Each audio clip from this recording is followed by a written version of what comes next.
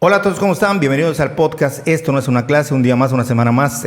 ¿Cómo están todos? Un saludo desde la ciudad de Mérida, no sin antes decirles que, como siempre, soltamos nuestra letanía. Este podcast no tiene ninguna pretensión científica, ni objetiva, ni académica. Y dicho eso, te saludo. Hola Úrsula, ¿cómo estás? Segundo Hola, episodio. Enrique. Segundo episodio presencial. Sí. Con las peripecias que nos lleva a hacer eso, pero muy bien, muy tranquila. Ya por fin, Qué en bueno. estos días no tan calurosos también. Todo pinta bien. Perdonen la gente aquí, parece que estoy haciendo contorsionismo, pero es que si no me rompe la espalda, no puedo estar como del todo bien. Sí, dime.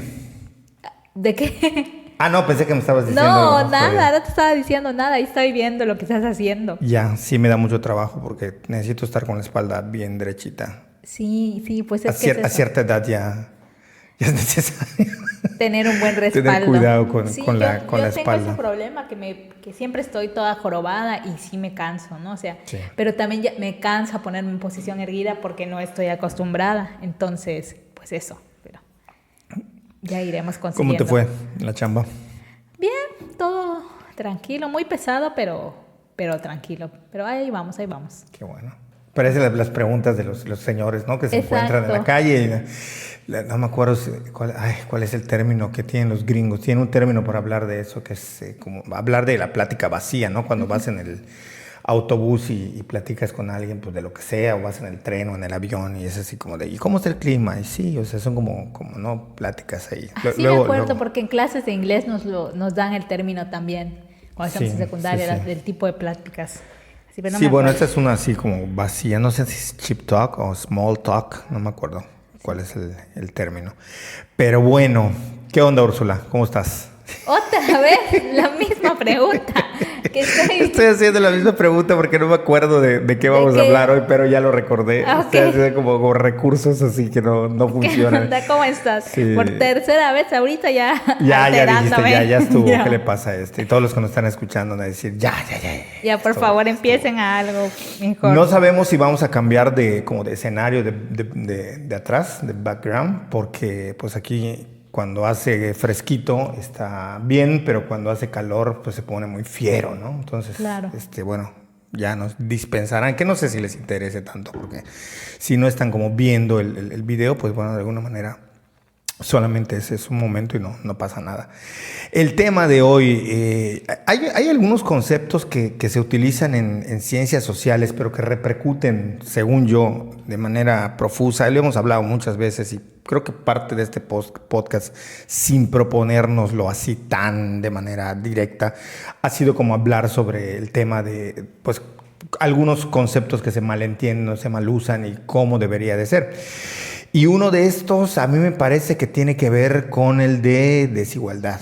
O sea, digo, definiciones más, definiciones menos, hay que entender que la desigualdad, aunque el nombre esté en español o en castellano, según nos estén escuchando, aunque el nombre signifique algo, desde la economía se utiliza más como un concepto para hablar, hasta donde entiendo, de las distancias o explicar las distancias que existen entre el que más gana en un país y el que menos gana. Sin embargo, la mayoría de las interpretaciones lo ha llevado al terreno de, si hablamos de desigualdad, hablamos de injusticia y forzosamente vamos a hablar de pobreza y forzosamente vamos a hablar de marginación y da igual lo que me digan, si hablamos de desigualdad, esto se remite exclusivamente a problemas de eso, de marginación, de clasismo y no. En Finlandia, en Dinamarca, en países donde hay pequeña, baja desigualdad, hay desigualdad. Sin embargo, esto va a variar del ingreso, de cómo están los sueldos, los salarios, los trabajos, en fin, va a tener un montón de matices, pero que tienen que ver más bien como herramientas que desde la economía se utilizan para analizar cuáles son las distancias que existen entre el que más gana y el que menos gana. Y eso también lo hemos mencionado en este podcast. No es lo mismo hablar de un pobre, así considerado en Estados Unidos, que hablar de un pobre en Guatemala o de un pobre en México o de un pobre en Chile o de un pobre en Dinamarca, por poner algún ejemplo, porque si no podemos seguir aquí enumerando comparaciones con otros países.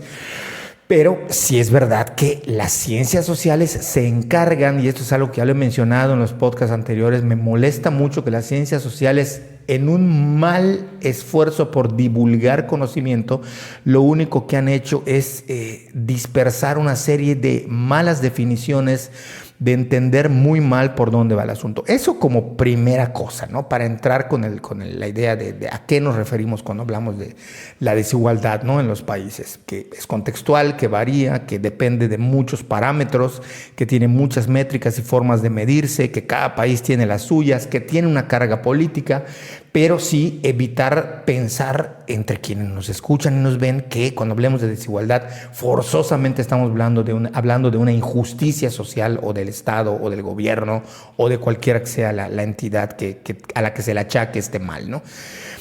Sí, que tiene que ver porque hay lugares donde la marginación es muy alta y las distancias son más grandes, pero que tiene que ver con otras cosas, pero que en términos generales el concepto de desigualdad no es sinónimo de injusticia social.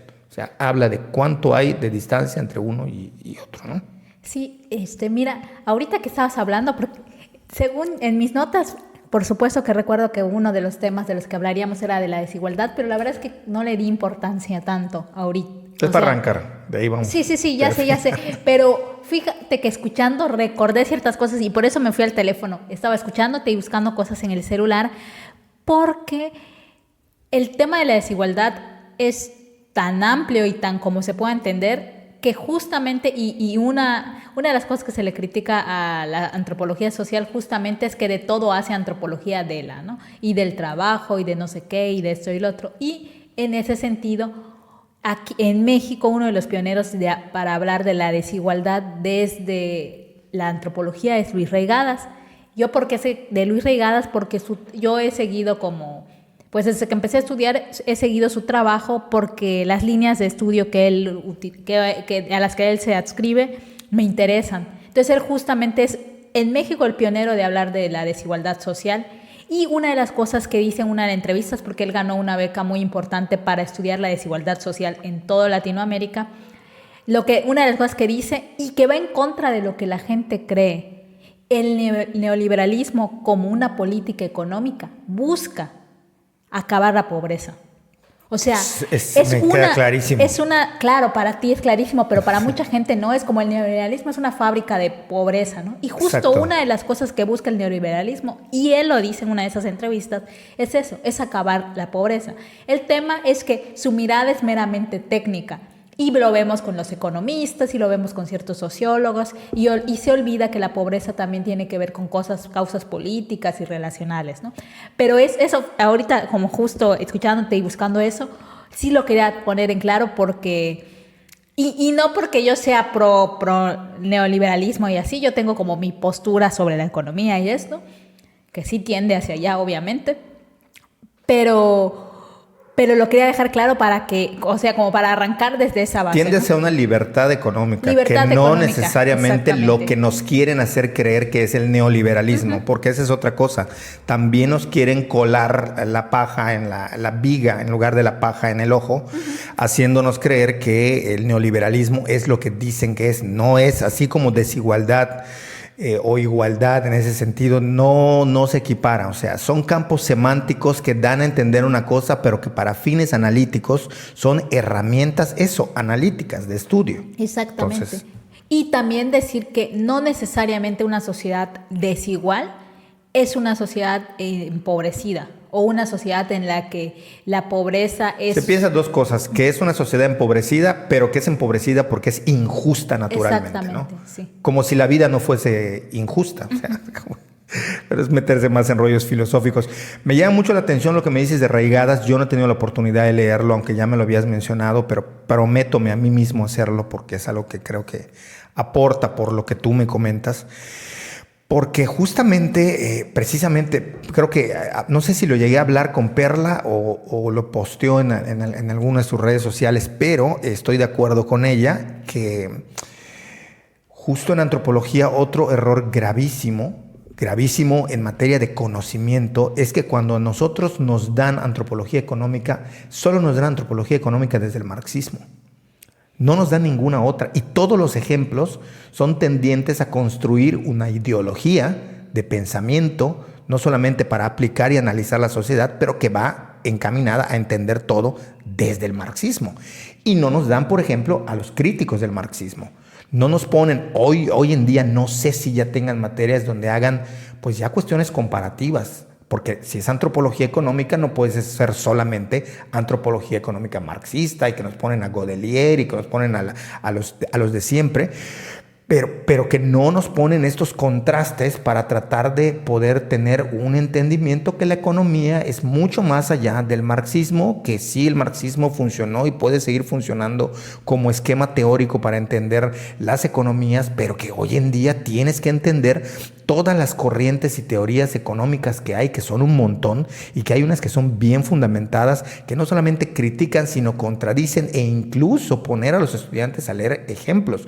Yo lo mencionaba y se los digo en clase.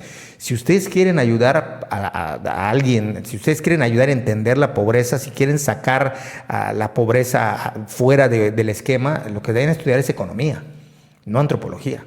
O sea, si lo que quieren hacer es ayudar a alguien prácticamente, pues bueno, hagan activismo. O sea, no confundamos las cosas, ¿no? No pretendamos creer que las ciencias sociales, porque hablan de lo social, necesariamente saben qué va de lo social solamente en estos esquemas como prácticos, ¿no? Implica un ejercicio del que ya habíamos hablado. Partiendo de esto que estamos hablando, de que no nada más la desigualdad se debe ver como un elemento desde la economía, de cómo analizar cuánto gana el que más gana y cuánto gana el que menos gana, para estudiar qué fenómenos ocurren ahí y cómo se está distribuyendo la economía, que entran otros términos del coeficiente de Gini y otros parámetros para analizarlo. Lo que es un hecho es que cuando se habla de los países en desarrollo y sobre todo los en vías de desarrollo, que es una manera de llamar a los que siguen siendo pobres, pero bueno, es uno de los términos, lo siguiente es como hablar de cuáles son como los factores estructurales de la pobreza, ¿no? El famosísimo efecto del pobre, la discusión esta de Rusarín, ¿no? y de otros, ¿no? Del pobre es pobre porque quiere, o de verdad hay una capacidad de subir los peldaños económicos o de cambiar de clase social. La movilidad social es algo que también se ha estudiado mucho desde Estados Unidos, porque Estados Unidos, como país capitalista por excelencia, fue uno de los primeros que, sobre todo durante la década de los 30, 40 y hasta más o menos los 50, antes de la Segunda Guerra Mundial, más o menos, no me acuerdo bien de las fechas, pero sí presentaba una movilidad social que era palpable, que era visible, que era rápida, y es verdad que con el tiempo esto se ha ido dificultando, en parte porque las políticas de izquierda cada vez han ido cobrando más relevancia y pues la visión económica que tienen no ha estado siempre tan a la par como lo fue en sus inicios, pero es un hecho que digamos que como país capitalista se ha mantenido en ese sentido. El tema de la movilidad social, nos ponen siempre a Oprah Winfrey, hay un montón, ¿no? de cómo gente que viene de un contexto de pobreza y de grupos étnicos vulnerables y de situaciones desfavorecidas y desventajosas logran superar cosas para salir adelante, en fin, eso que ha sido muy, muy debatido, ¿no? Pero digamos que una de las cosas que se plantean es, la idea de que detrás de la pobreza hay una serie de estructuras que condicionan el hecho de que seas pobre, y al parecer si naciste pobre no hay manera de que sobrepongas esta debacle, ¿no? No hay manera de remontar en la vida ni un poquito. Esto es lo que nos dicen las teorías de izquierda, las teorías marxistas. Sin embargo, a mí me gustaría que tratemos de ver cuáles son la gente que a lo mejor dirá, bueno, ¿y cuáles son esas cosas estructurales que están? Yo no me acuerdo porque lo tengo en mi teléfono, pero si tú tienes ahí los puntos, el primero, ¿cuál era? ¿Era educación? Rezago educativo. Rezago. Una de las cosas que se dice es que el rezago educativo es parte del problema o de aquello que nos explica que un país o una sociedad esté sumida en la pobreza, o que más específicamente, si lo llevamos a términos más particulares, que una persona en particular no llegue a sobresalir o a estar en un estado mejor, o no pueda mejorar económicamente, obtener mejores empleos, mejores ingresos, y que ahí vamos a ver a la par cómo hay diferentes matices, ¿no? Y curiosamente hay varias teorías, porque resulta ser que hay estudios que dicen que mayor educación o mayor distribución de la educación o a mayor grado académico no representa y no significa necesariamente mejora económica en el sentido de riqueza. Vuelvo a citar a este tipo, el famoso Diego Rusarín, porque él cuando ha tocado este tema, él se basa en la riqueza. Y nosotros no estamos hablando de riqueza, estamos hablando de una mejora personal económica. O sea, que puede representar desde 1, 2, 3, 4, 5, 6 salarios mínimos. Los estudios que él menciona y que él cita hablan de riqueza, que mayor educación no representa riqueza. No estamos hablando de eso, de lo macro, estamos hablando de lo micro, es decir, en términos prácticos de una persona que decide estudiar, si bien estudiar hasta lo más alto que pueda, por decir un doctorado o tener una estancia que sea postdoctoral, si bien no le garantiza una riqueza, lo que sí hace la educación es que te da más herramientas para, si haces otra serie de cosas, posiblemente lograr mejorar económicamente. Hablar de riqueza es hablar de otro tema totalmente. O sea, el tema de si me voy a volver millonario o no, dependiendo de lo que estudie, es otro tema que no tiene nada que ver con lo que estamos hablando. Es decir, con cómo mejoro mi situación económica, pensando en una persona que viva en un poblado y que pues pase de vivir de lo que cosecha a producir, a tener un ingreso, a tener a lo mejor un empleo, a tener un salario. Entonces, recapitulando, si bien a mayor educación no se garantiza que se pueda tener mejores ingresos como todos los que estudien como se creía antes, ¿no? Te digo que yo le he preguntado a jóvenes que van a estudiar, les digo, ¿por qué quieren estudiar una carrera universitaria? Y sorprendentemente a día de hoy siguen respondiendo porque voy a tener trabajo y voy a ganar más. Extraño porque no les han dicho y deberían de decirles que esto no necesariamente corresponde con la realidad. ¿Que les da herramientas? Sí. Como te da herramientas a aprender inglés, como te dará herramientas a saber chino, como te dará herramientas si aprendes a programar, como te dará herramientas, un montón de cosas.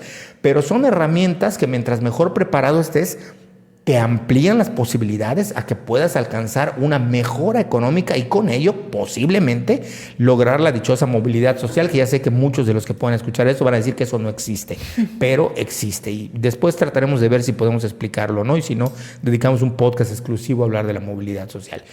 Eso es en teoría lo que viene, ¿no? De ahí. Luego vienen otras aristas que tienen que ver, por ejemplo, con deserción escolar. Eso es un tema que yo más o menos conozco, pero bueno, lo dejo hasta aquí para que tú comentes tu parte sobre este punto, ¿no? Bueno, sí, yo estaba... El tema de la pobreza, yo recuerdo que, bueno, es uno de los grandes temas en general cuando estudiamos ciencias sociales, creo, sí. Y además que es uno de los temas prioritarios de la nación, o sea, sí. Soné a política hablando, es que así pero lo hacen. así es, ¿no? Se paran y dicen en su plan siempre es reducir la pobreza, perdón, sí, estás muy bien. Sí, perdón. Bueno, sí, entonces, y es como uno de los grandes temas en México y en Latinoamérica en general, la pobreza. Sí. Y cómo entender la pobreza, y hay un chorro de instituciones que se dedican a entender, a medir, a generar estrategias de combate a la pobreza. Pues y así se llamó mucho tiempo la Estrategia Nacional de Combate a la Pobreza en México, ¿no? Y fíjate que ha sido como, a mí me parece que ha habido una transición, justo esto que decía Regas en su entrevista, ¿no? De entenderla de manera muy técnica a intentar, a pesar de que sí, con un consejo técnico entender a través de Coneval la pobreza, cada vez más se añaden más factores para entenderla, para medirla. Y pues justo de lo que decías, ¿no? O sea, me parece que una de las primeras cosas fue cuando se generó esta línea de la pobreza de Coneval, ¿no? Que nos dice que los ingresos de una familia deben lograr poder comprar una canasta básica, 2 canastas básicas, no recuerdo cuánto, para ser considerada sobre la línea de pobreza, ¿no? Y después esto se fue volviendo más complejo, ¿no? Porque se habla ahora de la línea de la pobreza la línea de la pobreza si está por encima o por abajo, dependiendo de sus ingresos y lo que puede comprar con esos ingresos. Y por otro lado, los indicadores de carencia social, ¿no? Que justo en los indicadores de carencia social está lo del rezago educativo, el acceso a los servicios de salud, a la seguridad social, que estos básicamente son con los que también se define la marginación, con estos tres, ¿no? Con rezago educativo, con acceso a la salud y con acceso a seguridad y servicios. Con eso se define que es una localidad marginada, que eso es más que para personas en pobreza, es para localidades completas la marginación. Y luego está pues el tema de la calidad y los espacios de la vivienda, que justamente es de las cosas que censa el INEGI, ¿no? Cuando el INEGI va a nuestras casas y te pregunta, pues cuántos focos tienes, que cuántos cuartos, que todo eso, estos datos sirven para estos indicadores de carencias sociales, que es la calidad y espacios de vivienda. Y ves cómo ha ido evolucionando, ¿no? Porque ahora hacen mediciones en cuanto a servicios, hacen mediciones en cuanto a tu espacio habitacional, a los servicios básicos de tu vivienda, que también se toman del Censo Nacional de Población y Vivienda del INEGI, y el acceso a la alimentación nutritiva y de calidad. Aquí, y este último punto, me parece, no lo sé, porque realmente no me dio tiempo de investigar, pero como mi lógica me dice que esto debe ser de lo último incorporado, porque son de las últimas discusiones que se han tenido, ¿no? en salud pública en México, con el tema del etiquetado, la norma oficial mexicana de etiquetado, y ponerle los hexagonitos para saber cuánto azúcar comes o ese tipo de cosas, ¿no? Y por otro lado, la discusión en general internacional de la comida verdadera y de los nutrientes. Entonces creo que esta es como la última incorporación de estas mediciones, y que a mí me lleva a preguntar cómo se va a medir que la gente, el acceso a la comida nutritiva, pues supongo que es por los mercados, por los supermercados, por las tiendas, por los productos que llegan, que se cultivan, pero lo que la gente come, ¿cómo se va a medir, ¿no? O sea, claro, el acceso y la alimentación, como dice, lo voy a leer nuevamente. Acceso a la alimentación nutritiva y de calidad. Solamente están hablando del acceso. Ok, está bien. Porque si nos dijeran... Pero la nutritiva y la de calidad es la de supermercados, ¿o cómo? No. Acceso a la alimentación nutritiva y de calidad se llama Claro, pero habías mencionado lo del etiquetado, ¿no? Y yo entiendo que ahí hay contradicciones, porque... No, lo que dije del etiquetado es que me parece que por justo la discusión de salud pública en el país, que este último parámetro debe ser de lo que recién incorporaron. Porque la discusión en general... Pero es interesante. México, mi pregunta para ti sería, ¿tú crees que no hay una... Sé que crees que sí, pero quiero confirmarlo. ¿Tú crees que no hay un desatino a la hora de juzgar pobreza si los referentes son... o si no hay claros referentes entre cómo juzgo la pobreza, si la juzgo desde ámbitos urbanos o ciudades o macro ciudades a lo rural? Por supuesto. Mira, por supuesto que yo cuando... La primera vez que empecé a conocer la categoría de marginación, lo que se me vino a la mente es que justo esos parámetros son completamente, no sé cómo decirlos, centrados en la ciudad, en lo urbano. Sí, totalmente. Porque todos los que estén alejados de la ciudad, por supuesto que los accesos van a ser más complicados, ¿no? O sea... Complicados y con matices, porque no necesariamente lo que vas a comprar en el supermercado te garantiza que sea un acceso de calidad. O sea, no lo que da la ciudad garantiza que necesariamente sea de calidad. Yo lo pensaba para servicios de salud, sobre todo. Sí, pero entonces hay que deslindar. O sea, para salud, sí, muy probablemente así sea, ¿no? Sí. Pero también hay que entender cada contexto. Por ejemplo, el caso de Mérida, sabemos que Mérida es una ciudad que en salud abarca no nada más el tema de los poblados que están acá. Hay gente que traen de Cancún para servicios que no pueden dar en Cancún. Uh-huh. Supongo que para el caso de Campeche ocurrirá lo mismo, pero te asombraría saber cuánta gente de Tabasco y de Chiapas siguen viniendo a Mérida como polo para recibir a servicios de salud. Es decir, Mérida es la gran capital del sur-sureste, por decirlo, sí, no por decirlo de algún modo, diciéndolo directamente. Entonces, esto es así como de... están más marginados los de Campeche y los de Cancún porque no tienen acceso a veces a una ambulancia para un servicio mayor que alguien que está en un poblado de acá. Esas cosas... tiene que ver también con los costos, porque, por ejemplo, aunque de Campeche estés más lejos en kilómetros, alguien que vive en Ekbalán, Sucacap, tiene que pagar 400 pesos por flete porque no hay transporte inmediato. En cambio, si yo soy de Campeche, aunque estoy más lejos de Mérida, mi transporte me cuesta 100 pesos, 150 y hay cada hora. Claro. O sea, ahí lo mides. Esos son los tipos de cosas que tienen que ver. Y yo no sé si ahora Mérida sea el más equipado en cardiología. Te voy a decir por qué. Porque cuando operaron a mi mamá de una operación grave, la operaron en Villahermosa. La razón fue que era el hospital más equipado para cardiología en esa época, después de la Ciudad de México, porque mi mamá no iba a aguantar el viaje a la Ciudad de México. O sea, la altura la iba a dejar ahí tendida. Entonces era muy riesgoso el viaje, entonces solo viajó a Villahermosa y los médicos de la Ciudad de México viajaron a Villa. O sea, digamos que se encontraron a la mitad del camino.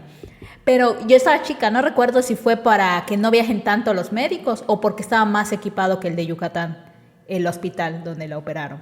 Pero digamos que fuera de esas especialidades, particularidades, todavía, digo, ojalá que se siga, que cada estado vaya siendo autónomo. Mérida sigue siendo el epicentro en salud, en educación, claro, con muchas cosas. Del sur-sureste es Mérida.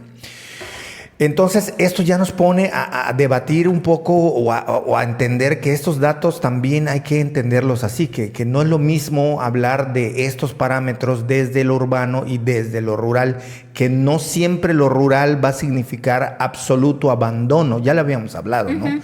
Incluso cuando hablamos de la alimentación, de qué tanto come mal un pescador. O sea, insisto, los datos de campo, lo que uno observa en campo es que los pescadores, por lo general, salvo casos, insistimos, donde haya violencia, donde hay un contexto de drogadicción o de ingesta de alcohol y de adicciones, y pues comen cosas que a lo mejor nosotros no podríamos tener acceso todos los días, ¿no? Claro, como producto de mar que se vuelve muy caro, pero que tienen estos alimentos. O también hablamos de otros lugares que no necesariamente son la costa, de cómo tienen ciertos alimentos que son muy nutritivos, que son muy buenos. No estoy diciendo que sea el caso de todos. Por supuesto que existe la pobreza, por supuesto que existen municipios y entidades brutalmente marginadas y con muy alto rango de pobreza, pero que tiene sus matices, que hacer tabla rasa a partir de un solo medidor, aunque nos ayude a entenderlo, no es el que acá alcanza a explicar todo.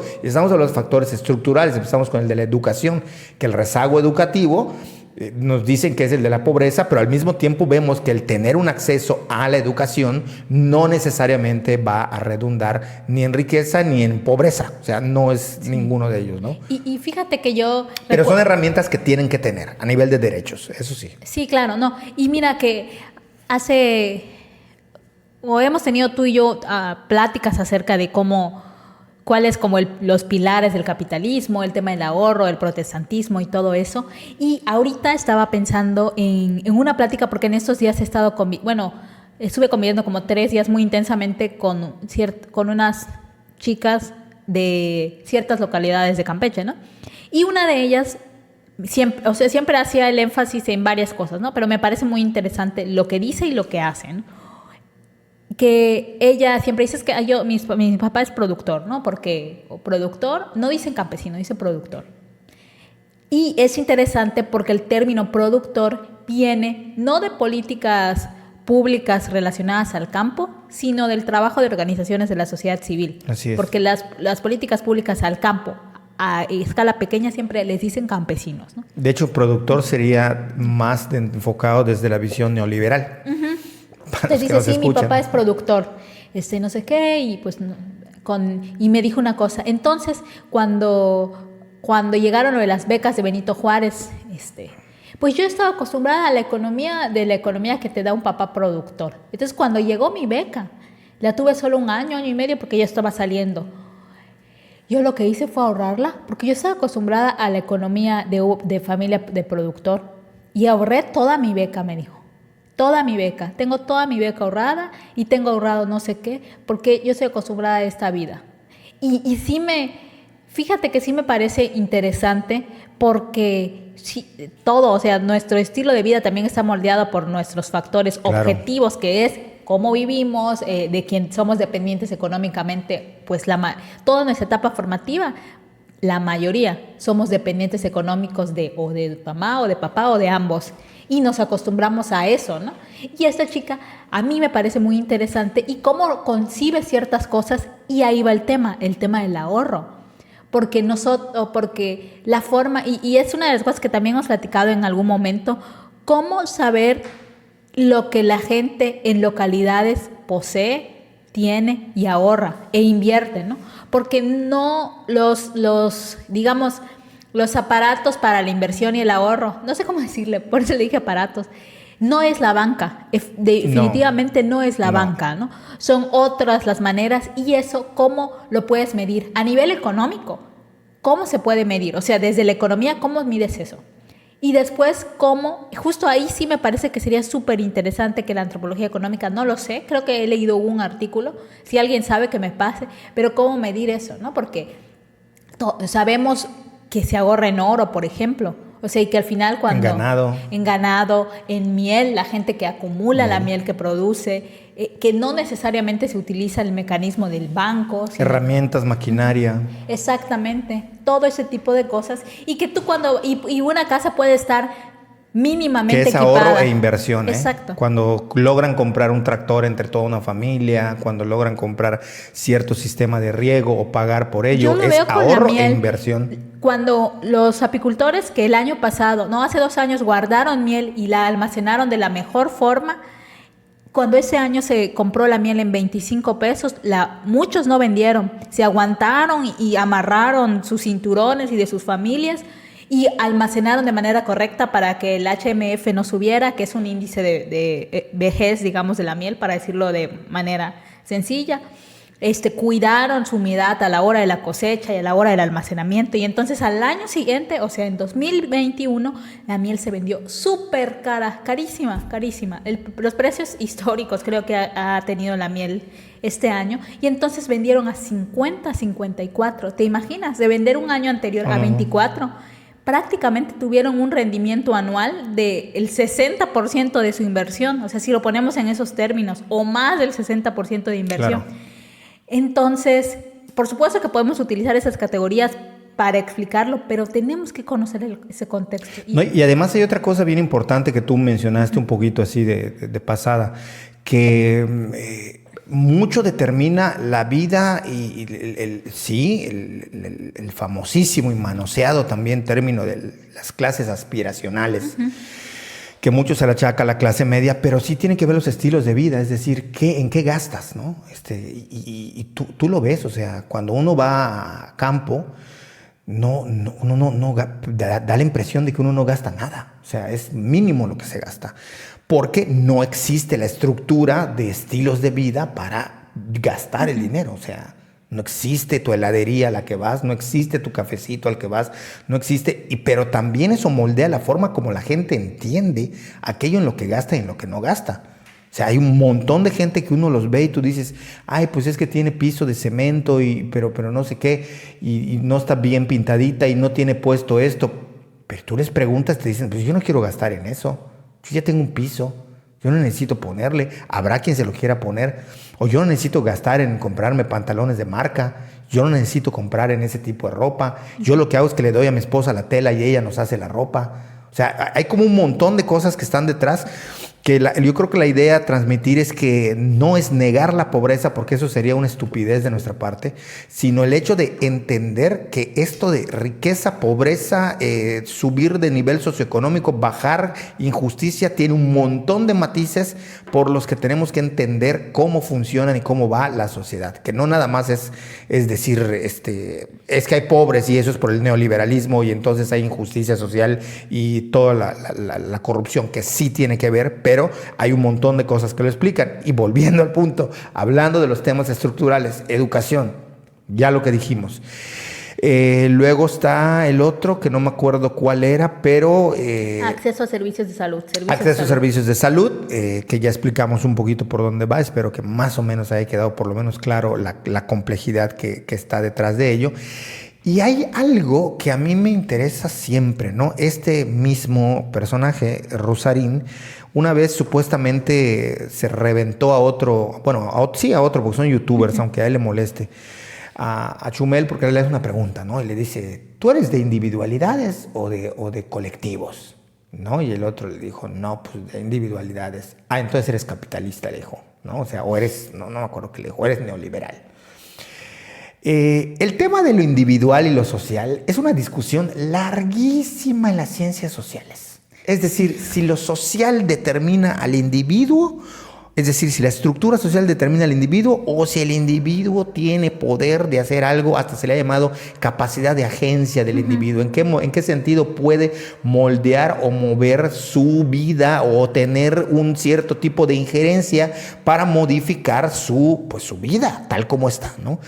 Las ciencias sociales hasta el día de hoy no logran destrabar esa discusión. Lo que es un hecho es que los estudios siguen arrojando que lo social sigue teniendo un peso sobre el individuo, pero el matiz viene dado cuando tú ves una entrevista del maestro Escotado y él dice, yo no conozco una mejor forma de incidir en lo comunitario dándole libertad individual a las personas. Es decir, que esta visión es muy sesgada si tratamos nosotros de entender que el asunto de la pobreza nada más tiene que ver con el contexto colectivo, social y estructural y que la persona está condenada a no poder hacer nada. Y uno se pregunta, bueno, ¿y entonces qué puede hacer la persona? Claro. Bueno, entre otras cosas, yo te he dicho a ti, Oppenheimer también lo menciona, que curiosamente el mayor desarrollo tecnológico, no Oppenheimer, perdón, él dice lo contrario. No me acuerdo el nombre del autor. Luego, si me acuerdo en el próximo podcast se los paso. Pero dice algo muy interesante. Y esto es que es un sociólogo argentino. Que él lo que dice es que curiosamente, bueno, no curiosamente, paradójicamente, a mayor desarrollo tecnológico y a mayor conocimiento, esto va generando mayor exclusión social. Es decir, mientras más se desarrolla o más acceso ciertos grupos tienen a la tecnología, a las nuevas tecnologías, a lo digital o al mundo y la educación digitalizada, más se les va excluyendo, que también tiene parte de verdad. Pero yo siempre hablaba contigo en el tema de que no es tanto la educación como tal formal, sino el enseñarle a la gente el cómo hacer. Y creo que aquí tú tienes toda la experiencia del mundo. Una cosa hay una diferencia diametral entre yo soy apicultor porque mi papá y mi abuelo fueron apicultores y yo hago esto como un ingreso extra, a que tú llegues y le digas a un grupo de apicultores, yo voy a enseñarles ciertos estilos y formas de entender la apicultura en el sentido de comercializarlo. ¿Cuáles van a ser los canales de comercialización? Y esto ha sido también un toque fundamental para la antropología aplicada, que durante mucho tiempo creyó que la antropología aplicada era ir a las comunidades y regalarles 10 cochinitos y dejarlos ahí. Entonces llegaban y después de 10 años veían que esa comunidad seguía igual o peor sumida en la pobreza. Yo he mencionado este libro de una autora sudafricana, economista, donde dice cuando la ayuda es el problema, y dice África, lejos de ser el país que uno esperaría por la el continente que más es el continente al que más se le destina ayuda de todo tipo, económica, humanitaria, la que uno se puede imaginar, todo es para África, para ese continente. Curiosamente, está muy lejos de tener los parámetros que uno esperaría. Aquí la ayuda ha resultado en detrimento de todo un continente. Y ni decir si nos vamos por países africanos, que hay unos todavía peor que otros, ¿no? Entonces, en ese sentido, no nada más es llegar y dar la ayuda, sino cómo enseñarle a la gente, más allá de que estudie una licenciatura, que le viene bien estudiar una licenciatura, siempre va a venir bien tener un conocimiento, pero sobre todo, ¿qué hago con esto que ya tengo? ¿Cómo lo distribuyo? ¿Cuáles son los canales? Ya habíamos hablado en el podcast anterior que la gente está deseosa de saber cómo lograr tener mejor rentabilidad, cómo lograr capitalizar lo que tiene. Difícilmente te vas a encontrar alguien que te diga, no, es que yo creo que el mundo es muy injusto y pues a mí con estas chinas y con estas mandarinas y con estos mangos me da y yo así quiero estar porque no quiero sobresalir. Nadie te va a decir eso. Todo mundo quiere tener una mejora. Esa es la realidad de cuando uno va a campo, a las áreas rurales. Entonces, me parece que esta idea del colectivo y de cómo está el individuo está en parte porque si bien hay una estructura social, tampoco se pone el énfasis en cómo las personas pueden salir adelante. Y ahí me parece, no me voy a meter en eso porque es muy extenso, pero quienes han demostrado que existen ciertos cambios palpables y medibles son los grupos protestantes.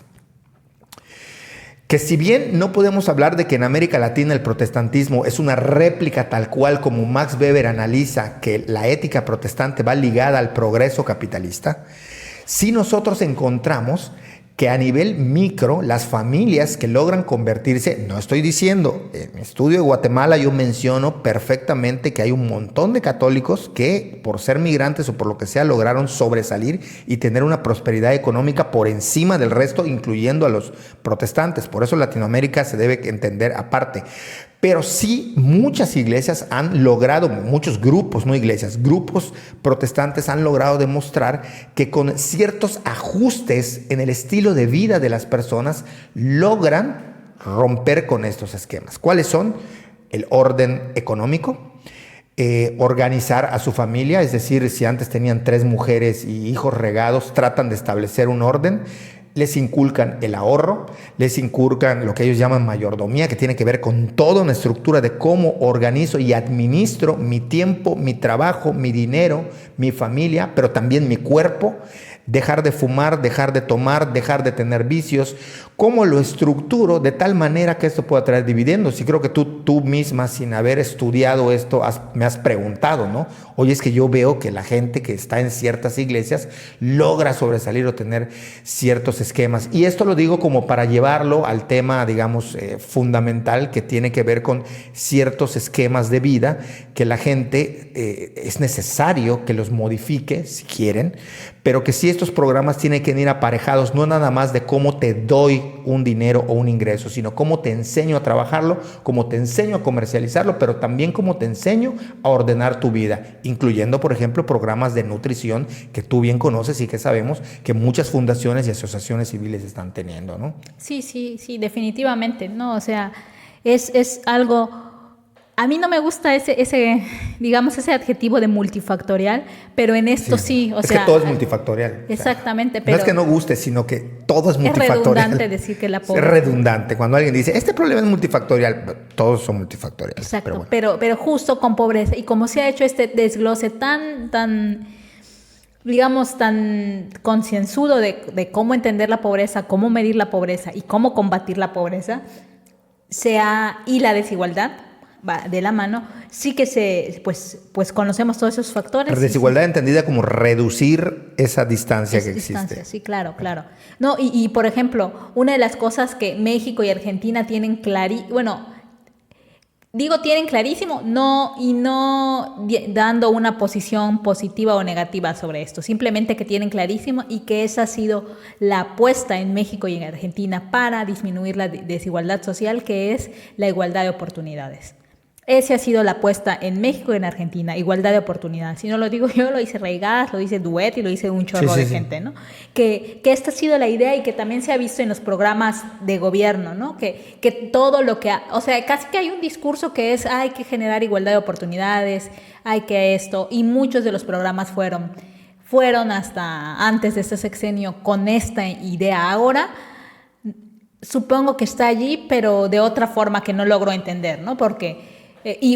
por ejemplo, digamos, si yo algo tengo que criticar a este sexenio en general, es el tema de la desaparición del programa de Prospera, ¿no? Que antes era oportunidades, que con oportunidades hubo muchísima crítica porque desde las localidades, porque a mí me tocó escuchar, ¿no? O sea, yo hablo desde mi experiencia y desde mi percepción, no digo que así sea, pero sí me tocó escuchar gente que decía, pues vamos a tener hijos, total nos los mantienen, ¿no? O sea, porque sí, podías tener 3, 4, 5, 6 hijos, total, por cada uno te va una beca, ¿no? Pero de alguna manera incentivaba la educación, porque, bueno, te pagaban más si tenías una hija en prepa que un hijo en prepa. Entonces, sí fue notorio el aumento de muchachitas estudiando en las localidades por esta idea. Digo, un programa como Oportunidades necesitaba ser a largo, muy largo plazo y irse como revisando, ¿no? O sea, revisar qué cosas se pueden implementar. Luego, cuando cambia Prospera con el sexenio de Peña Nieto, se le pone una cosa que fue muy criticada, ¿no? Que simplemente se te iban a becar a dos hijos, creo, o 3 hijos, no más. De alguna manera se estaba intentando disminuir la natalidad en las localidades rurales, ¿no? Porque pues ya no, ¿para qué voy a tener 6 hijos si no me van a becar a los 6? Y la otra cosa es que se implementó un programa de formación en diferentes empleos y oficios y esto. O sea, la idea era que aprendiera las localidades, la gente que estaba en los programas, que Prospera no es solo rural, es rural y urbano, ¿no? Es para... O sea, con esto que estás diciendo podemos entender que otro problema estructural grande que puede explicar a entender o ayudarnos a entender la pobreza es el embarazo en adolescentes, ¿no? Sí, el embarazo y la alta tasa de natalidad. Exactamente, sí. Ese era el tema, ¿no? Y por eso una de las estrategias de los programas era justo que las chicas estudiaran lo más posible, porque pues si están estudiando quizás no se embarazan tanto, ¿no? Y pues una vez embarazada se sale, o sea, si yo tengo una hija de 17 años en prepa, me van a pagar más por ella que esté estudiando que un muchachito de 17 años de prepa, pero si ella se embaraza, ya se sale del... Y esto que estás diciendo tú, hablando de cosmovisión, que cosmovisión... Me molesta tener que hacer este tipo de apreciaciones, pero cosmovisión, cuando hablamos de grupos rurales que son mayablantes, no se refiere a qué deidades del monte creen ni en el inframundo. No. Tiene que ver quienes crean en eso y para cuando lleguen sus ciclos rituales, pero la cosmovisión se refiere a la visión del mundo del sujeto. Algunos incluso ya lo equiparan con la idea o el concepto de ideología, es decir, que ya debemos dejar de hablar de cosmovisión y pasarlo a ideología. Me parece un poco brusco el cambio, pero a lo que voy es que cuando hablamos de esto es qué visión de vida tienen.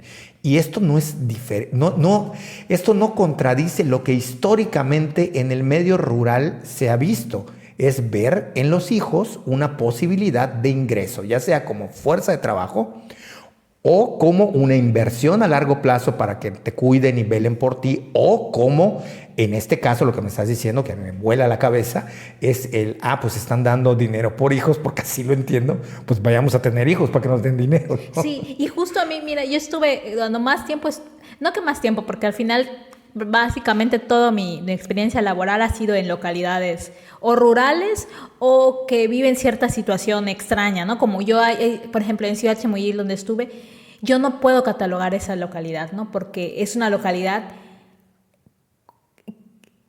no sé cómo decirla, única en el país, ¿no? Única en el país por cómo se formó, por toda su dinámica. Que ya luego podemos hablar de eso en otra ocasión, como de ese tipo de ciudades o de localidades. No sé. Estaría buenísimo, sí. Porque sí lo hemos hablado en pláticas afuera de los podcasts. Pero sí valdría la pena. Que hay unas que se cocinan aparte, ¿no? Pero bueno, el caso es que me tocó estar en el 2012 viviendo 8 años en una localidad de 4,000 personas, ¿no? Que en términos de localidades rurales es más o menos grande. Llega a villa, tiene el título de villa con 4,000 personas. Pero que justo fue en el más fuerte, en la época más fuerte de oportunidades. Todavía iba a ganar Peña Nieto y todo eso, ¿no? Y yo sí veía, como trabajé con mujeres, amas de casa, bueno, no amas de casa, no sé cómo llaman, no todas eran amas de casa, muchísimas tenían trabajo, pero digamos que eran las encargadas del cuidado del hogar. Y sí me tocó ver o sea, cómo esta dinámica iba cambiando, ¿no? De decirle al marido, no, mi hijo no va a acompañarte a la milpa o lo que sea porque tiene que estudiar, porque tiene que cuidar su beca. O sea, sí me tocó verlo. Y sí yo lo vi. Fue muy, muy fuerte. También me tocó verlo ese periodo, justo haciendo trabajo campo, ¿no? Sí. Y era oportunidades, o sea, era. Y era peor porque muchas veces solamente los inscribían. Y se iban de pinta o no, o sea, traía una serie de vicios de solo me inscribo para obtener el ingreso económico que me dan, pero realmente no me interesa la escolaridad. ¿Por qué? Volvemos a ello. La visión de vida que tienen, en la mayoría de los poblados del estado es yo me voy o a Mérida o me voy a la Riviera Maya. Claro. Porque ahí está el dinero, porque además lo ven. No es como que les cuenten historias de no. Ellos ya tuvieron a un primo, a un amigo, a un tío que se fue a la Riviera y que regresa con una capacidad económica que ellos no imaginaron y que no pensaron, y una también capacidad de libertad de expresarse como personas y de comprar lo que quieran y de hacer lo que quieran con un dinero que no van a tener en su localidad y que además les da una libertad de abrirse al mundo y abrirse a la vida, ¿no? O sea, de ir a una discoteca, de ir y tomarse unos tragos en un bar, cosa que jamás harían. Y no nada más estoy hablando de eso, sino de toda la visión. Por eso hablo de la cosmovisión, que toda la visión de vida, de proyecto de vida que tienen, lo cambian, ¿no? O sea, ahora como eso. Yo en el tema del embarazo más o menos conozco algunas cosas, insisto, a nivel cualitativo, a nivel de lo que las personas dicen, porque es muy fácil en estos. A mí me da mucha risa cuando dicen, es que ¿cómo vamos a hacer para hacer que las personas dejen de embarazarse? Pues, no sé. O sea, la gente en su libertad, pues, no sé, le dan ganas de tener relaciones sexuales y las tienen. O sea, ¿cómo se impide eso? Bueno, hay una gran diferencia. Tú entrevista a muchas de las amigas que puedas tener que no se han embarazado, porque seguramente tendrás algunas que se han embarazado, lo mismo pasa conmigo. Y siempre la pregunta es, ¿y por qué no has tenido hijos o por qué no te embarazas? Es porque quiero estudiar una carrera, porque quiero tener un futuro, porque antes de que yo me embarace o piense en tener hijos, quiero desarrollarme como persona, porque quiero tener un negocio. Proyectan a futuro, proyectan una vida. El problema de la gente que tiene escasos recursos y que vive en zonas marginadas es que no logran tener esta visión de cómo voy a proyectarme a futuro, si lo que el futuro me dicen que trae, ni siquiera lo veo. Lo que resuelven es el día a día. Y en un estudio que hizo una persona a la que le dirigí la tesis y yo revisando después, esta era una respuesta muy frecuente. ¿Por qué se embarazaban? Es porque llega un punto en el que las muchachas entrevistadas decían, porque yo, ¿qué más voy a hacer? O sea, aunque yo estudie una carrera, en el lejano caso que yo pueda estudiar una carrera, ¿yo qué voy a hacer con eso? O sea, mi entorno y lo que yo tengo aquí me indica que lo único que puedo hacer es tener un hijo, tener una beca y tener un marido que, si tengo suerte, me pague algo o me mantenga y mantenga a mi hijo. Pero no tienen esta visión ni del ahorro, ni de la autonomía, ni del cuerpo, ni de cómo me organizo, ni de cómo soy el mayordomo, el que cuida mi vida. No existe en estos grupos vulnerables. Y sembrar o tratar de poner esta visión de que puedan decir, es que a futuro yo voy a ahorrar, es que a futuro voy a lograr estos objetivos. Si no se logra construir en el individuo, en el sujeto, una idea de cómo crecer, aunque suene, a superación personal, pero cómo crecer, cómo tengo un proyecto de vida, cómo tengo algo que me motive, el destino se ve muy corto. Resuelvo mi problema de comer y alimentarme hoy y mañana veré, pero yo no puedo proyectarme. Tú pregúntale a cualquier persona en esta situación, oye, ¿cómo te ves en 5 años? Y la pregunta les parece como que se la sacaste de Saturno. Es como, ¿de qué me estás hablando? O sea, no sé dónde me veo en 5 años. Afortunadamente, muchas localidades, lo hemos podido presenciar, están cambiando esta visión. O sea, ya esta visión de, pues me quiero comprar una moto porque con esa moto luego voy a tener una mototaxi, o quiero hacer, ya está modificándose, ya está cambiando. Y digo afortunadamente porque quien me quiera decir que para permanecer pobre y miserable es una cuestión romántica y maravillosa, perdón, pero estoy en desacuerdo y me está diciendo una cosa que es hasta peligrosa. Por supuesto. Yo no creo que eso sea de aplaudir. Ya después los millonarios tendrán sus cosas morales y sus rollos, y que se les juzgue si es bien habido o mal habido, es otro rollo, pero no estamos contraponiendo eso. No, que la situación de miseria de las personas es algo que debe de dejarse. Tan es importante que todos los gobiernos tratan de acabar con eso. Por supuesto. Pero sí me parece que es entre todo lo que mencionas, como esta idea de que lejos de poder acabar con la pobreza, lo que están haciendo los gobiernos con sus programas que han tenido es alimentar como estas ideas de manera indirecta, si se quiere. Es decir, no van y les dicen embarázate, pero bueno, si te estoy dando yo un premio por cada hijo que tengas, bueno, entonces a mí me pasó. O sea, yo tenía amigos que no estaban casados y con tal de obtener una beca en el extranjero, o aquí en México, que con así, no sé si lo sigue haciendo, pero si tú estabas casado y tenías hijos, aumentaba el monto de la beca. Muchos se casaban y tenían hijos para que el monto aumentase, ¿no? O sea, para que fuese mucho más redituable. Entonces, que tampoco, lo que quiero decir es que tampoco es privativo, ¿no? Del campo, es una cuestión racional, claro, de cómo obtienes tú mejores ingresos y cómo los aprovechas. Pero lo que es un hecho es que el tema del embarazo me parece a mí que pasa por ahí. Cuando la gente, y lo mismo en el caso de los hombres, o sea, es como dejo y deserto, que también pude dirigir una tesis sobre deserción escolar. Muchos de los muchachos jóvenes, hombres, que son la mayoría de los que desertan porque dicen, yo si en primero o segundo de prepa yo no encuentro que esto pinte para garantizarme tener una carrera y tener un ingreso, olvídate. Yo me voy a buscar un trabajo porque además tengo una familia que me está presionando y tengo una futura esposa, novia, pareja que también me está presionando. Y si en el trayecto se embaraza, pues la presión ya la tiene encima. Claro. Y lo que tienen es que hacer, dejar la escuela y ponerse a trabajar. Entonces, en ese sentido, si esta idea del crecimiento personal, del desarrollo, de la autonomía, del cómo soy autónomo emocional, económicamente, a nivel de lo que yo veo en el mundo, es bien importante. Y creo yo que algunos grupos de asociaciones civiles han estado trabajando en este tipo de cosas. No se puede vulnerar la libertad de la persona de hacer lo que mejor le plazca con su vida de acuerdo al entorno y al contexto que tiene. Pero me parece que si estamos hablando de planes que ayuden a resolver el tema de la pobreza, también enseñar que existe un futuro, que existen proyectos que la persona puede construir con base en sí misma, es importante. Por supuesto. No sé cómo lo veas tú. Por supuesto, sí, pero me quedé clavada y digamos que yo siempre, tú hablas, avanzas y yo voy hacia atrás. Lo mismo me pasa a mí. Sí, porque entre las cosas que estaba leyendo para este podcast, porque a veces sí tenemos que estudiar. A veces tenemos que echar una leidita y además burros. Bueno, digamos que hay primero una anécdota y luego lo que leí. Yo en el 2014 era recién egresada y estaba colaborando en un centro de investigación de aquí de Yucatán.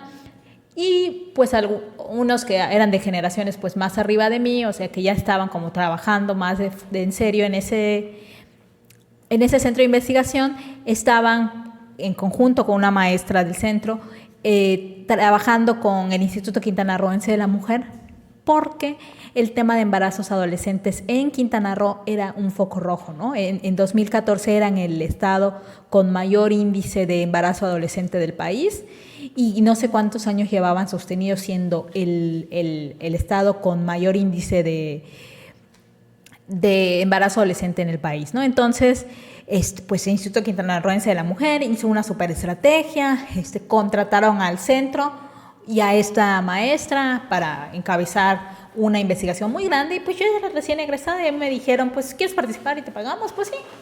O sea, necesitaba trabajo, ¿no? Y, chamba, ¿no? Exacto.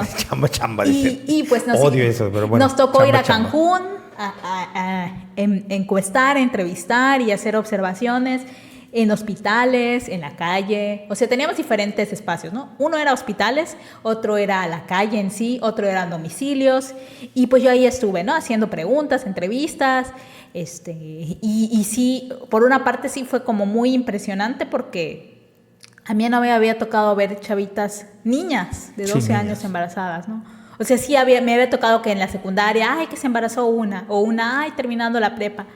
Pero así de fuerte de ver niñas de 12 años embarazadas, sí fue como un golpe de realidad para mí, ¿no? Quizás yo no conocía esas situaciones de vida tan de cerca hasta que las vi así, ¿no? De golpe.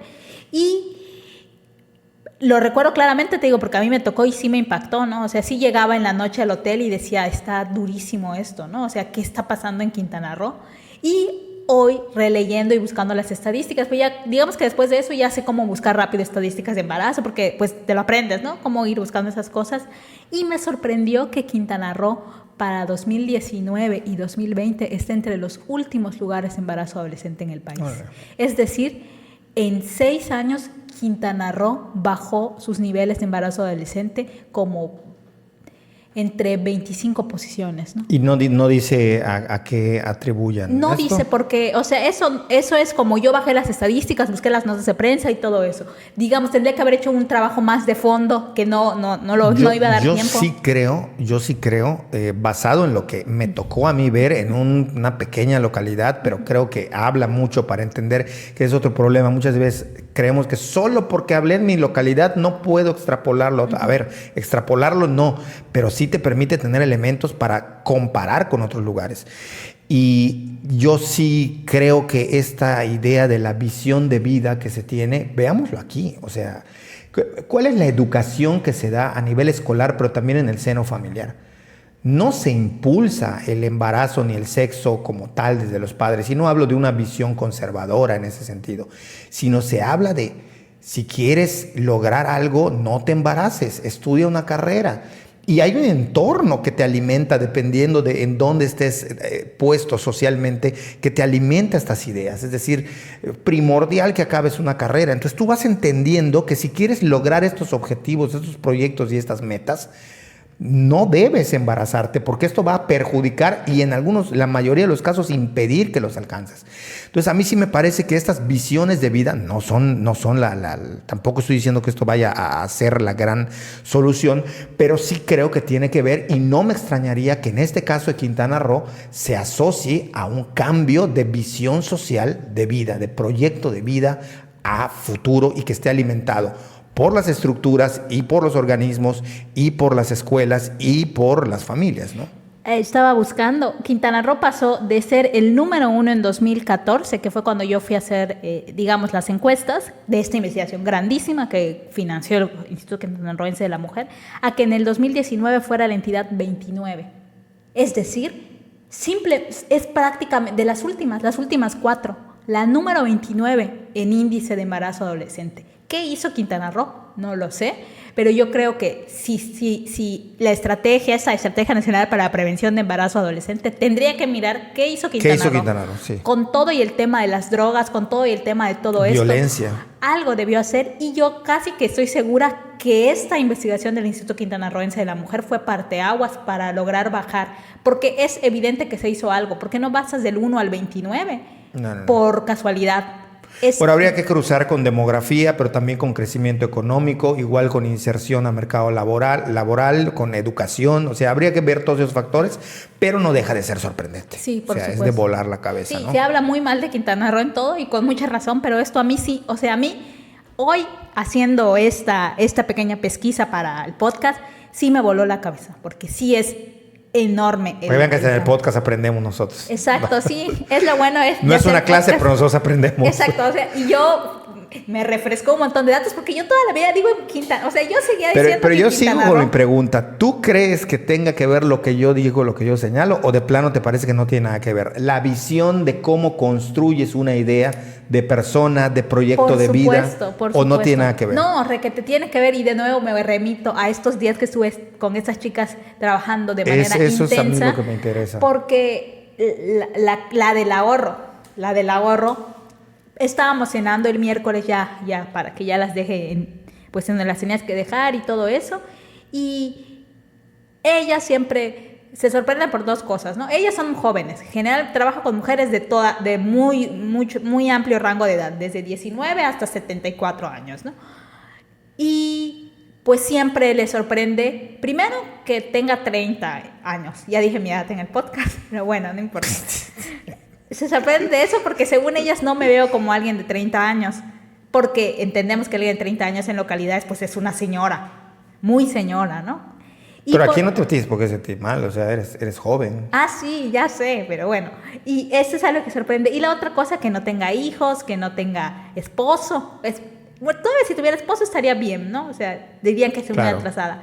Y menos que no tenga novio, porque dicen, bueno, no tiene esposo, pero tiene prometido, o ya está. Claro. Ya pidieron su mano, ¿no? Entonces eso.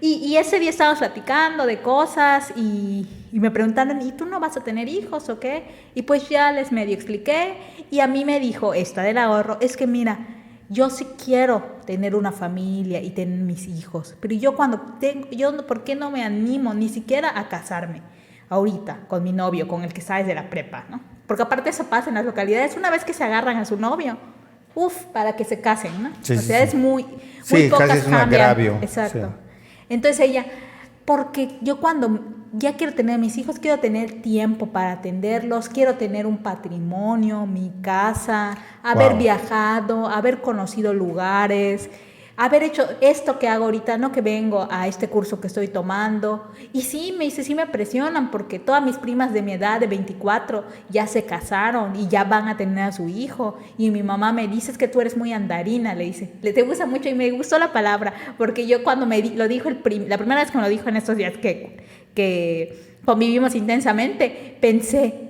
¿qué rayos me estaba diciendo? Porque decía, es que a mí me gusta la andadera. Y yo dije, ¿la andadera? Pues es bebé, ¿o qué?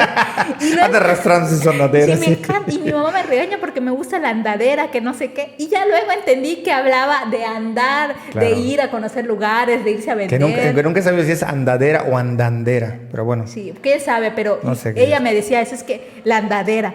Y sí, eso, es un proyecto de vida, porque todas sus primas, dice, todas mis compañeras de la secundaria, todas están casadas, pero yo quiero conocer todo eso. Es un proyecto de vida. Claro, es cómo construyes tu autonomía y la entiendes. Entiendes que eres autónomo, entiendes que no dependes de la colectividad y de lo que te dictan y de lo que hacen. Eso va a modificar muchísimo cómo estas personas, que han habido casos, insisto, entre los grupos protestantes se logra ver cómo con ciertos ajustes que tienen en su vida logran una prosperidad notable.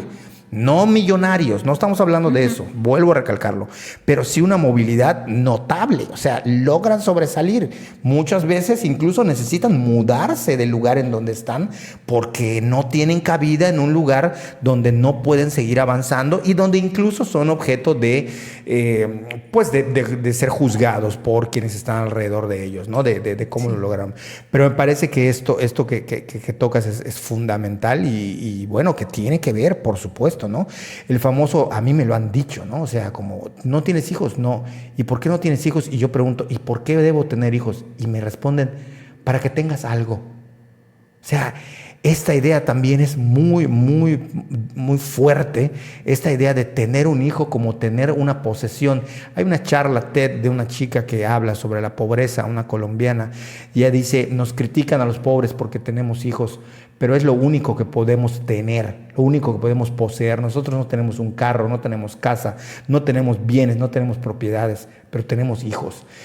Está en unas charlas TED, después, si no se me olvida, porque siempre, ya ha habido algunos de los que nos escuchan que me ha señalado que siempre que prometemos que vamos a dejar enlaces, nunca los dejamos, que sería bueno dejarlos. Ojalá no se me olvide, voy a dejar esta charla TED de esta chica para que un poco entendamos por dónde va esto. Y sí, que tiene que ver con esta situación de la visión y de cómo se construye la persona como un proyecto en sí mismo y cómo hoy en día se ha visto esta idea de tener que tener un proyecto. O sea, por proyecto no nos referimos necesariamente a un proyecto de construir un puente, de ser millonarios. No. Proyecto puede ser cuidar tus plantas y venderlas o no venderlas y solo tener un jardín, irte poniendo un proyecto que te genere un motivo para construir hacia adelante y para no vivir nada más estas realidades sesgadas, ¿no? Sí. Y ahorita no sé si viste que cambió mi cara en un momento como de pues te cambia varios... porque mira, es que cada ahorita rato te cambia la cara. Ahorita voy a decir algo muy chistoso. Hace unos años yo dije una cosa porque me hicieron como hablar de mis pasiones y cosas así, lo que sea, y proyectos de vida, y dije algo que ahorita me hace clic y que ya tiene sentido, porque cuando lo argumenté yo sentía eso, pero no sabía cómo explicarlo. Y ahorita con lo que dijiste, me diste como las herramientas para explicarlo. Yo alguna vez les dije, ¿no? Que... ASMR. Sí, con el agua. Que yo no quería tener hijos, ¿no? Es lo primero que dije. Y que todo lo que representa a los hijos para mucha gente, que es el tema de cuidar a algo, ver crecer a algo. Es un tema difícil, ¿eh? La gente se ofende, aunque uno esté hablando de uno mismo, creen que lo estás diciendo por ellos. Pero bueno, el tema de la posesión, de alguna forma, el de la preservación, de cuidar, de ver que crezca, de la preocupación, que todo eso, que yo eso era lo que sentía con las abejas. Y que para mí, como que todo ese instinto, no sé si llamarle instinto, o esa necesidad de cuidar, de preservar, de atender, para mí eran las abejas y que yo lo tenía muy claro y que por eso volcaba mucho de mi tiempo y de mi vida y había construido o empezaba a construir mi proyecto de vida con las abejas. Y claro que tiene sentido. O sea, ahora que dijiste eso y de que para mucha gente lo que pueden poseer es sus hijos, pues para mí es eso. O sea, no necesito... ya estoy haciendo como mi momento así de... Tú date, tu momento. Porque para mí esas son las abejas, pero ahora lo tengo claro, o sea, ¿por qué decirlo? Que no quiere decir que... creo, creo. Pero luego la gente va a decir, sí, pero no es lo mismo. No sé por qué en alguna ocasión a una pareja, de la nada, yo estaba hablando con el hombre y le dije, el tema no eran hijos, no tenía nada que ver. Yo les sugerí, porque bueno, quienes no lo sepan, a mí me encantan los perros. Soy team perro totalmente. Y durante un tiempo me clavé mucho a platicar con un veterinario que era además genetista, pero además especializado en perros, un tipo que criticaba duramente la cruza de razas o la modificación genética de los perros por estética y de cómo los lastimaban. Pero bueno, sabía mucho de eso y pues me empapé de las razas, me empapé de los perros, me empapé de conocer bastante sobre los perros.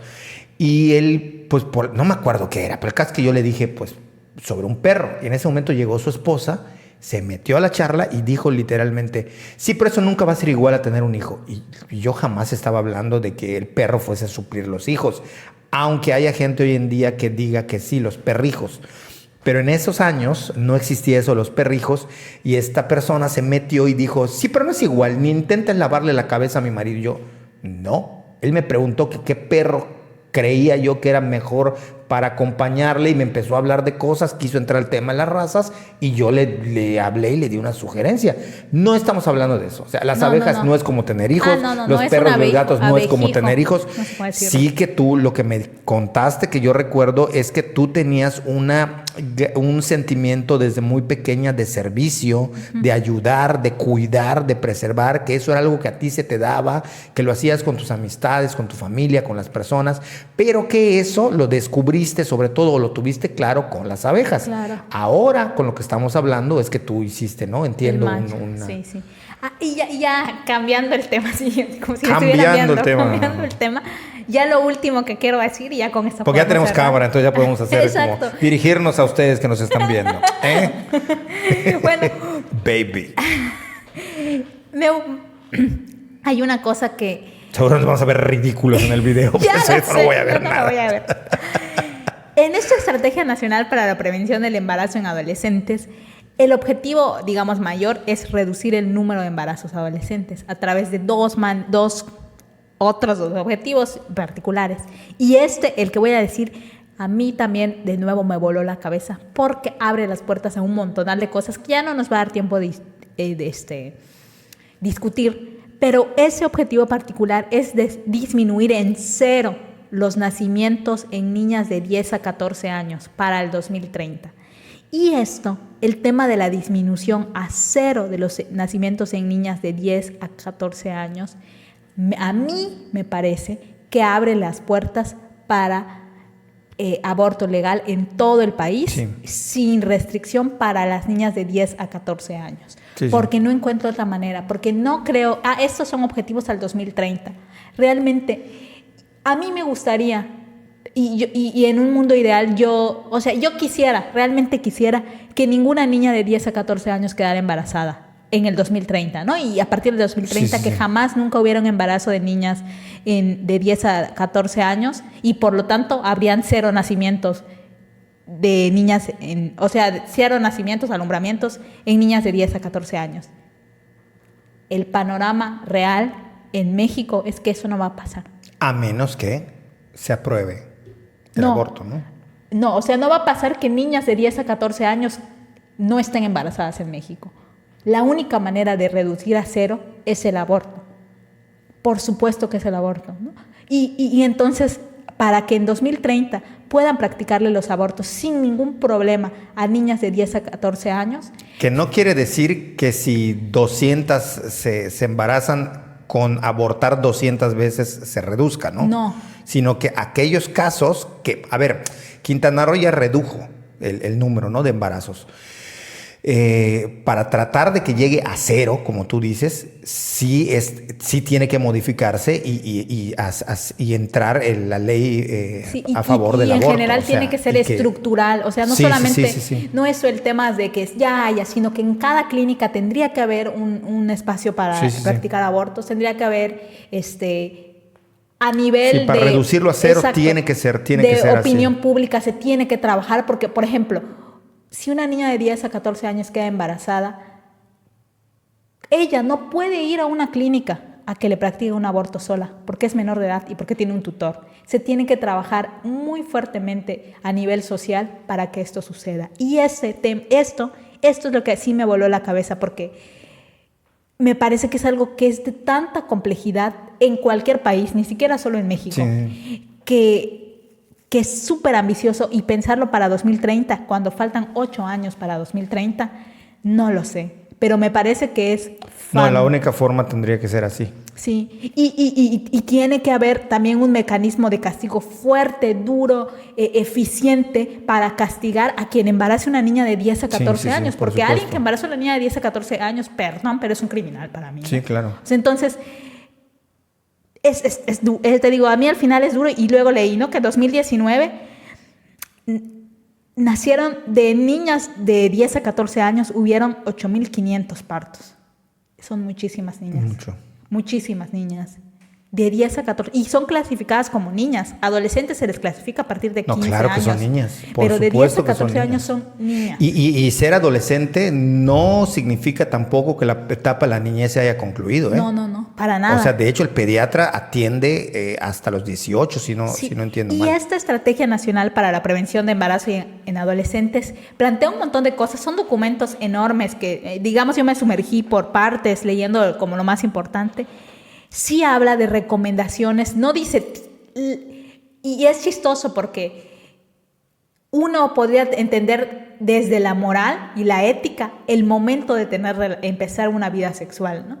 Y se presta como para eso el tema de hablar del inicio de la vida sexual. Se presta a moralismo, se presta a discusiones de ética y cosas así. Pero esta estrategia lo que plantea es que no la edad recomendada, porque no me acuerdo cómo lo dice, pero sí que una edad en la que uno puede ejercer de manera responsable su vida sexual es a partir de los 21 años.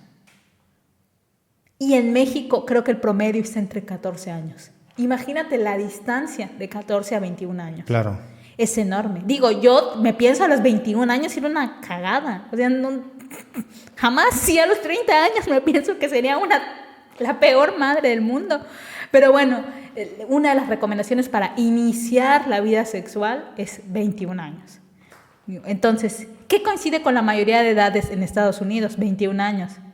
¿O ya la bajaron? Sí, lo que pasa es que ya entrar al tema en general, no enfocado a embarazos de mayoría de edad y cuándo pueden, cuándo no, está un poco complicado porque, como diría Arjona, aunque les moleste Arjona, a los 18 eres un niño para ir a un bar, pero no para ir a la guerra a matar. Exacto. Entonces, eso ya entra dentro de ciertas cuestiones, ahí sí, culturales y de cómo construye cada sociedad su visión sobre la adultez, la responsabilidad y demás. Pero bueno, digamos que sí, bueno, yo a los 21 estaba manejando una patineta.